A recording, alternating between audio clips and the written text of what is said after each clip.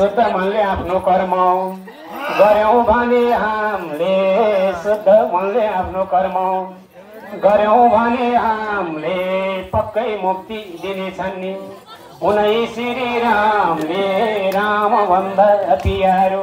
हे कोही छैन मेरो राम भन्दा प्यारो कोही छैन मेरो राम भन्दा प्यारो कोही छैन